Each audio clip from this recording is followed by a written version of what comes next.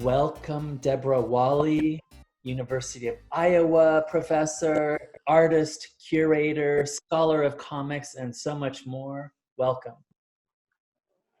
It's a pleasure to be a part of this conversation. Deborah, you've published on Black sororities, and then you published this incredibly important, significant book on Black women in comics. How unzip your brain. Where did all this kind of come together? How does it come together for you? Why comics? Yeah. Great question. Well, one of the things that both of my books share is that, I do interviews, a little bit of ethnography with this book, but much more so with the first book, but talking about the way culture works, cultural politics, and the importance of popular culture and expressive culture, as a part of both of my projects. And so the interesting thing about the second book is that I'm trained as an Americanist and a cultural historian who also does literature and popular literature. So I've been teaching about comics, ever since I started teaching. I find a way to incorporate it into all of my courses to engage students visually and, help them make the connections between representation and larger things going on, social relations and politics. And I think sequential art does a really nice job at being able to oftentimes take up the issues of the day with humor, with excitement, with beautiful imagery, short, pithy narratives. So it's really perfect for teaching. But I never thought about publishing anything about comics, even though it was a part of my pedagogy. And I'm also an artist, and the only training I have had in art is in cartooning. And I do other types of art, but that's the formal training that I have had. So ever since I was young, I've been drawing comics, and then later did some training as a young adult. And so this book really happened by accident. And, insofar as in 2004, as many of us know, the DC did the film Catwoman with Halle Berry, which was not a box office success. But when I saw it, I thought, this would be really interesting for an article to think about the ways in which this character has transformed over time, from the Batman television show that I watched in reruns as a kid, to the comics, that I have read, to the Batman film. And so it just started as an article. And while I was researching, I found that there really wasn't a lot written on Black women in comics. And, one of the things that I mentioned in the preface to my book is writing this was like a treasure hunt. It was really difficult to find things, and researching and writing the Catwoman article really just opened up that conundrum. But it was also really exciting because I thought, wow, there's a real opportunity here to spend a bit more time thinking about the representation of Black women in sequential art. And it just grew from there. I thought it would be a good book, but I didn't really know it was going to be a book until I started a second article on the work of Jackie Ormes, the cartoonist Jackie Ormes, who did, as she did gags and comic strips in the 1930s, 40s, and early 1950s in Black newspapers. And so that was the second article. And by that time, I knew that the material that I could find and that I could not find would be a great opportunity to pull this together as a larger project. So it was really exciting trying to build my own archive, as well as drawing from others, absolutely. So it's both exciting and sometimes frustrating, but in the end, I feel like there's a lot there in terms of the work I've been able to do, and there's a lot more to say and do that other scholars are taking up, which I'm also really excited about. were there, you know, you've started already to kind of get into what you've discovered. Was there, and what, you know, has been kind of hidden and how you had to work in the archive to kind of bring it out. But was there something really truly surprising where, you know, you were just, wow, I had no idea? You know, there were a lot of things. So I began trying to find out all the information I could about every appearance of a woman of African descent across a wide spectrum of sequential art. Okay? I'm talking comic strips, I'm talking, you know, comic books, graphic novels, moving image media, video games, and that's a really large terrain. But lucky and unlucky for me, there are not a lot of Black women who show up in these spaces. So you know, it was enough to keep the project exciting and manageable at the same time. And you know, when I sort of think about it, chapter through chapter, the most sort of surprising aha moment for me, I think, came with my first chapter on the cartoonist Jackie Ormes, who began doing comics in the 1930s. And a couple of things were surprising. One was that she used this form of gags, one-panel comic strips, as well as her larger comics that had several panels, to talk about the news of the day, politics. Jackie Ormes was someone that the FBI was tracking because they thought she was a subversive.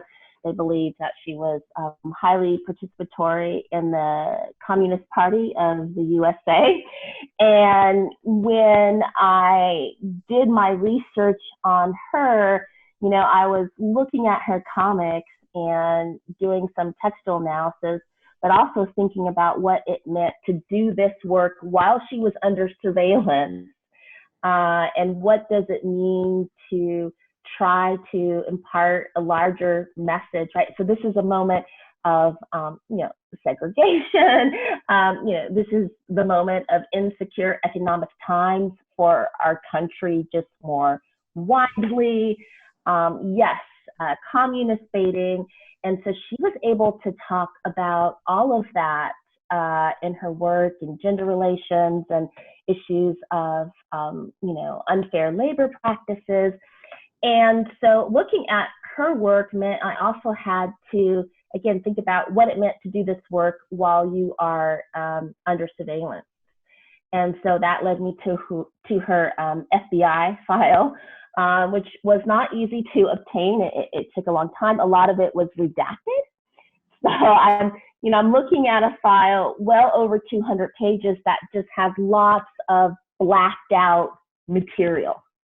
So I had to read between the lines and lots of other primary and secondary sources to fill in the gaps and see if I could create a cohesive narrative out of all these materials, the FBI file, her comics, you know, looking at secondary literature about communism, cultural front politics of the 1930s, where you had these artists who were very politically savvy and involved in using their art to think about class relations and injustice. So really trying to think her work through these larger contexts. So, you know, that chapter was the most difficult, you know, because of all these moving parts, but it was also the most exciting. And I really tried to toe the line between, you know, part of Jackie Ormes's conundrum at that moment was, again, they thought she was a subversive and a communist, the government, the FBI.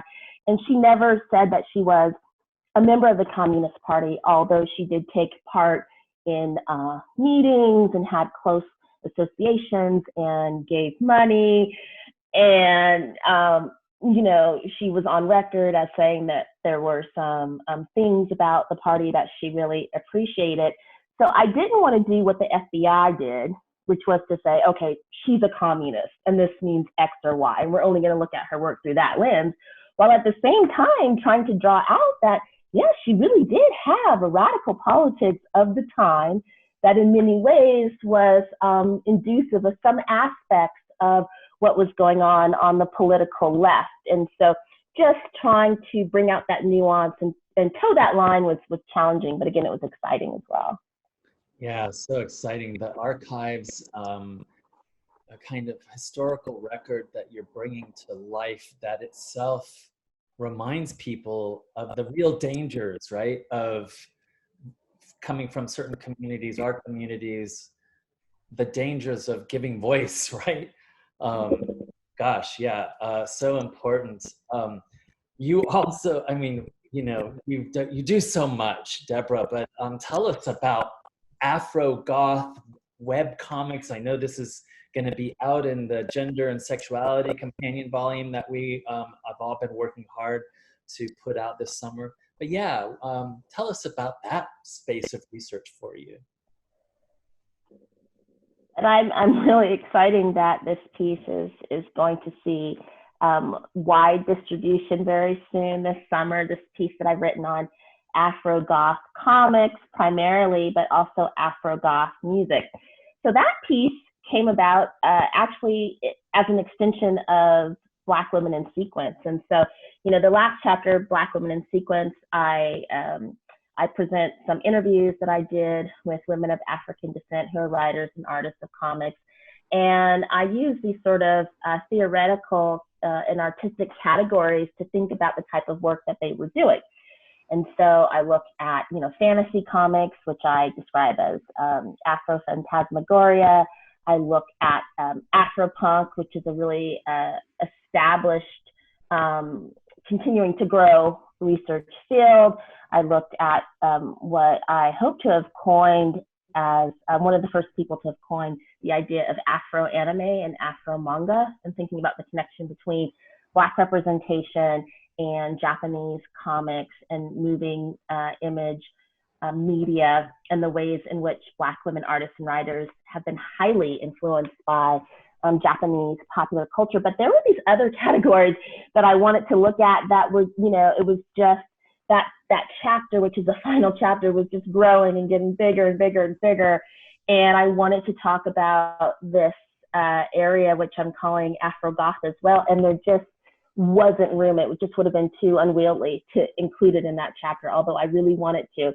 So I continued doing the research and writing about a particular comic artist.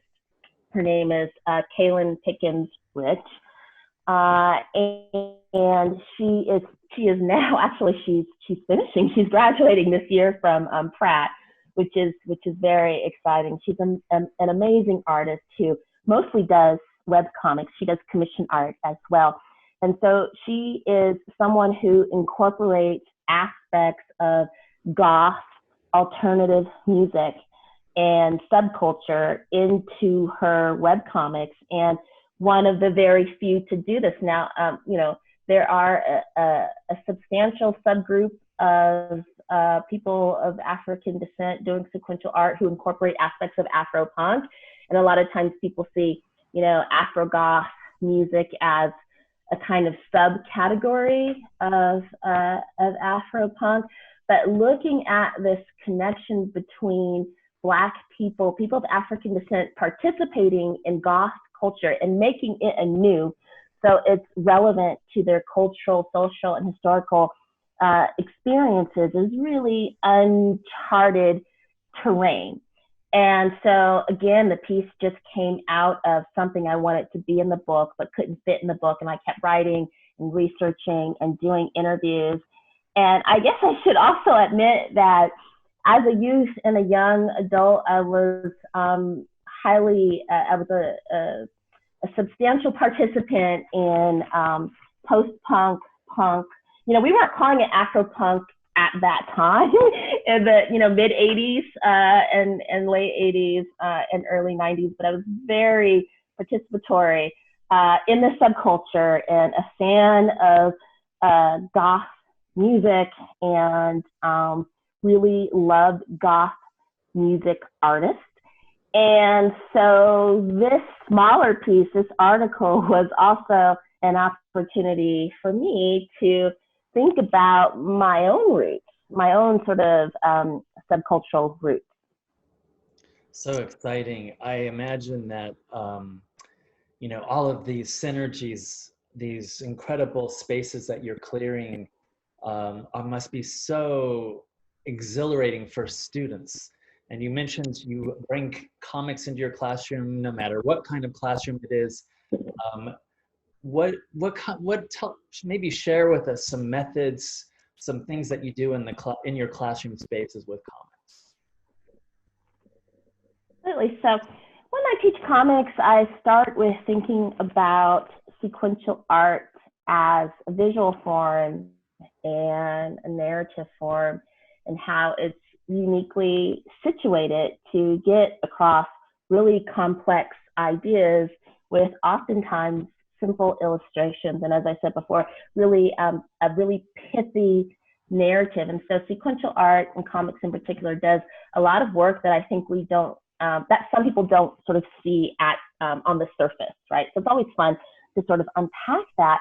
But then I also find that students have a relationship. Many students have a relationship with comics, whether it's you know, what we used to call the funnies, you know, comic strips or gags in newspapers, or comic books and graphic novels, or, you know, at least since the 1980s, this huge filmic franchise with DC, and maybe more recently over the past, you know, 15 years or so, Marvel.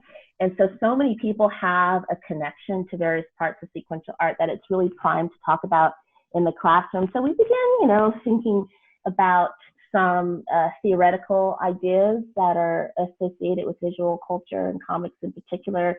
You know, things like trying to unpack how there are ideologies and forms of sequential art that are both proffered and subverted. You know, ideologies of nationalism, of race and class politics. And so one of the things that I teach is the ways in which comics can be a really fascinating form to unpack, you know, as I was saying before, these larger issues in relationship to politics and culture and social relations, how we interact, how culture has changed over historical time, how comic artists were using this form like Jackie Ormes, but like so many other comic artists and writers who were using this form to talk about the important issues of the day with humor sometimes, and wit, and biting criticism that oftentimes came off as both poignant but a little softer,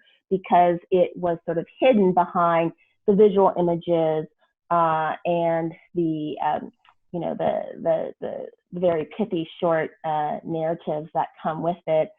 And so those are the things that we think about in comics, and it's so exciting. So it doesn't matter if I'm talking about suffrage, you know, if I'm talking about presidential politics, desegregation, so many things that comics have taken up over time, gender relations, you know, various aspects of popular culture. And so it's definitely a relatable form that students really connect with in a variety of ways. And, you know, just like when I teach cinema, there's a little bit of work of trying to, you know, as I was saying before, sometimes people read comics and they enjoy them, but they don't necessarily think about it as cultural criticism.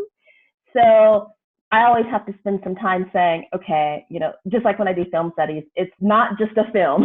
A lot of other things are going on. So when I do comics, I have to do the same thing. And obviously, you know, one of the ways to get there is to talk about, you know, talking about Jackie Ormes and the censorship, or at least the profiling that she experienced. But, you know, as scholars of comics know, you know, there was a moment where comics as a form was thought of as subversive, right, in the 1950s, and you know, people were making some connections, oftentimes egregious, between what was going on in various popular comics and how, you know, they were something that people were trying to shield young readers from, right? So, you know, I'm talking about the Senate hearings and the Comics Code and Frederick Wortham, and that sort of moment in the 1950s where this form was thought to be censored. And so when I talk about that in the classroom, that's a moment for them to see, well, yeah, this is an important form that sometimes is doing a lot of really important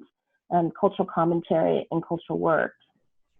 Yeah, so important for our students. A kind of welcoming, like you were saying, comics is at first kind of blush welcoming, and then once we're kind of inside the story spaces, you know, we get flipped upside down, right? You hook them in, and then you're able to unpack so much more. So you do so much, Deborah, comics and scholarly work in other areas, but where are these projects going? What kinds of projects are you doing now and tomorrow? Several projects. I'm working on a book where I do talk about sequential art and a graphic novel, but it's looking at other forms of popular culture as well. So again, just like my previous works and articles and books, oftentimes I am talking about expressive culture, the culture of everyday life, the ways in which people are able to articulate really sophisticated ideas, and to think about politics and social movements and all these other larger things through the form of mass culture and popular culture. And so the book I'm working on right now is looking at what I'm calling the trope of dissociative identities, which used to be called multiple personality disorder, in a variety of pop culture forms. So again, yes, I'm looking at comics, I'm looking at popular literature and novels, popular science, as well as some films, popular television series on cable television, but it's also cross-cultural work as well. So I'm particularly looking at the trope of dissociative identities as it interfaces with women and a diverse group of women. So I'm looking at white women, I'm looking at women of African descent, I'm looking at Latinas, I'm looking at Asian and Asian American women as well, and trying to just sort of think about how this trope works and travels through not only various media forms, but also how it travels through culture and how this popular trope differs when you look at different racial and ethnic gendered identities. And so it's a really fascinating project. And I did a short trailer, a 3-minute trailer about the book. And, you know, before you were sort of asking me about the origins of Black Women in Sequence, this book happened as a result of binge watching on Netflix and an algorithm that suggested a show to me, and I started watching it. And that show was called United States of Terror, which was on HBO. It had 5 or 6 seasons, and I, watched it throughout the summer. And the reason why I decided it would be a great book is because I write a lot on identity and the formation of identity. And after watching that show, it really unraveled a lot of what I have written about identity. And so, one of the things that I argue in a lot of my different things that I publish is we have these sort of multiple and intersecting identities that we negotiate in a variety of ways, and popular culture and other forms sort of can help us see how people not only create new identities, how they negotiate them, how they re-articulate them. And so I've been, theories of intersectionality have been really important to the work that I do. When I started thinking about dissociative identity, and after I watched this show, one of the things that came out of this cable television series is this idea that, sometimes identities don't intersect. Sometimes they're in conflict. And I've written about the ways in which identity is in conflict.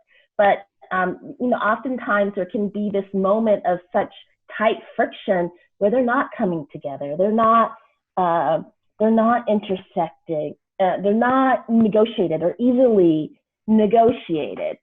And, it brought out a lot of other things as well. But I thought, wow, this is a really interesting idea to think more about and unpack, that in so many ways is challenging to things that I have written. And so as much as it became, sort of unsettling, it also began as, something really exciting to kind of think about various aspects of identity anew. But it also led me to think about things which I hadn't written about or necessarily delved into deeply, which is, I'm talking about this idea as a popular trope, but it also comes out of medical literature and psychologists and psychiatrists sort of creating this this diagnosis. And if I'm going to talk about women who are marginalized, not just because of gender, but also because of race and ethnicity, it led me to think about the unfair practices of the medical industrial complex. And that was, a really interesting area as well. And to have the opportunity to think about these larger, broader contexts of the ways in which women interface with various aspects of the medical community added another layer to the project, which I felt could do some really important cultural work at unpacking that across, again, a wide spectrum of women identifying subjects. Yeah, that's so, of course, there's graphic medicine and there's these different fields, health narratives of health. But it sounds like your kind of work right now is really going to kind of push open a new way of conversating in those spaces, right? I'm really excited. Deborah, you also curate and create, as you talked about a little bit earlier with your origin story with comics is that you are a comics creator. So can you share a little bit about this sort of part of your life and how you integrate this with your teaching and your scholarship? So, these are pretty separate worlds for a long time. Until the early 2000s. And right after we went to war, post 9/11, it was like 2002, 2003, I ended up receiving a grant from the Monroe Trotter Institute in Boston, a really great institute that supports work on Black culture, Black identity, Black history. And I received a grant to talk about the ways in which Black artists and activists thought about our post 9/11 moment and the culture represented this moment and the post moment, and how people of African descent related to aspects of patriotism over time. And so I ended up getting the grant a little bit before we went to war. And then we went to war. And, I was faced with getting this great grant. Then I had to write in a really difficult time.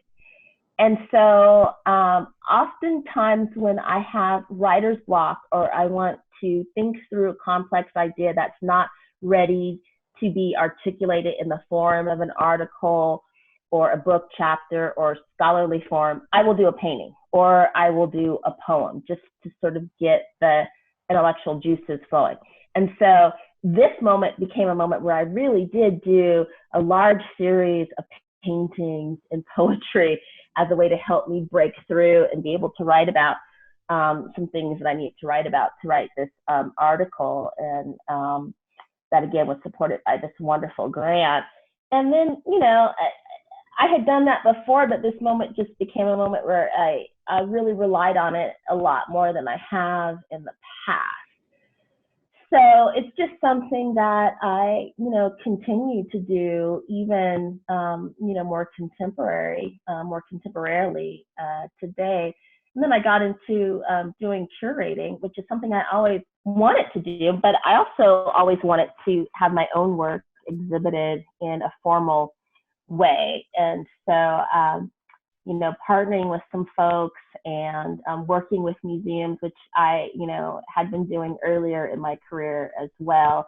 And so by the time I got to Iowa, it was really the right time for me to curate an exhibit and try to bring all these worlds of mine together, the artistic, the intellectual, the activist component as well. And it was an amazing opportunity. I curated this exhibition in 2010 on hip hop, especially as articulated in photography, in music, flyers, in album covers. Obviously, we looked at the music as well. I did a collaborative mural with the mural artist Lady Pink, which was amazing, but I had never done collaborative art, so it was also really challenging too, to have someone sort of overseeing a project and telling me, you know, how to paint, or sort of over my shoulder saying, well, do this and do that. So it was a great mentoring moment for me, but it was challenging in some ways, but exciting, because not only did I get to work with this amazing mural artist and artists more largely, but we did the project with studio art students at the University of Iowa. And so, yes, it was just, you know, it was me and studio art students and this amazing artist creating this mural that sought to think through connections between the Midwest, hip hop, and hip hop as a culture more largely. And we created this great mural, which last I heard it was at the Biggie Museum in Iowa. So that was a great moment to be able to draw upon all these various worlds that I'm a part of: artistic, intellectual, academic, pedagogical. Yeah. Wow. Gosh, yeah, this is, you know, I love those spaces too. I love the spaces where we can invite people in and where new energies are kind of created in the synergies, right? So where, if you were going to choose to put your sort of finger on the pulse of comics and comic studies, where would you see, or where do you think the vitality is today? Vitality lies in a lot of different spaces now, which makes it really exciting. So it's no longer a discussion of the mainstream, and also no longer of a discussion of the mainstream versus independent, right? So I think we're at a moment right now where, as wherein like my book Black Women in Sequence talks about, that was very influenced by, so let me unpack that. There are a lot of artists and writers who are not of Japanese descent, who are highly influenced, again, by Japanese popular culture. And so the explosion of Japanese popular culture, not just globally, but in the US in particular, has really changed the landscape of comics and sequential art, which is really exciting. These expanding forms, right, that are created. And, as I mentioned before, there's also the huge Marvel enterprise, which is bringing people to comics who, were, so many of the fans of those films already have a relationship to comics and, write comic books, etc. But there are some who, are not, and have just become mesmerized by the sequences of films, and even more recently, films like Black Panther, which helped to out and expose the representation of people of African descent in sequential art. And so I think a lot of times the films, for people who didn't start with comics, are bringing people to the comics. So it's kind of what was at one time maybe a sort of forward relationship, comics to being fans of the film, and then going back to comics. And so, there's a kind of wider terrain, not only in the independent realm, but insofar as people taking up less covered terrain, thinking about race and ethnicity and these various forms and sexualities and disability and varied abilities and class relations. And so the field has really, widened out so much, and so many amazing scholars really looking to various corners of the sequential art world to bring out those unheard historical narratives, those lesser discussed representations, and bring them to the forefront and help us think about, what these various forms can say, again, about culture and politics and pleasure, as well. I think that always needs to be a part of the conversation too. Why does it matter that, comics are a form that people enjoy? And that's important to sort of think about in terms of pleasure politics. And so, I am co-editing with two other amazing people a volume for NYU Press on comics, right? So NYU has this great series of books, as you know, that looks at various fields, whether it be Latino studies and Latinx, or African American studies or disability studies, media studies, studies of gender. And so it's a great series that tries to, it's more than an encyclopedia. It's a really wonderful narrative exploration by a large group of writers delving into a field and not just talking about kind of key touchstones or moments or actors, but also thinking about these various forms as pedagogical tools. And so I'm co-editing this book. It's called Keywords in Comic Studies with Ramsey Fawaz and Shelley Strebe, which has been an amazing experience. Great colleagues who I've learned a lot from. And it's been a lot of work, but it's also been a really great time pulling that together. And we really do see that book as a way to meditate on and contemplate the field as a whole, much like the work, that you do as well. And the book that you have coming out this summer that is pulling together an amazing group, a large group of writers to think about various aspects of comics and race and gender and sexuality. So I can't wait for your keywords. Can't wait. I know the world will be changed when it arrives. Here we have, you shared a little part of your journey with us, incredible artist and curator of art and professor, teacher, Deborah Elizabeth Whaley. Thank you so much for joining me today. Oh, thank you so much. It was really a pleasure to take this time to engage during really challenging times nationally. So it's really nice to take some time and think about ideas. And so thank you so much. It's been a pleasure. Thank you, Deborah.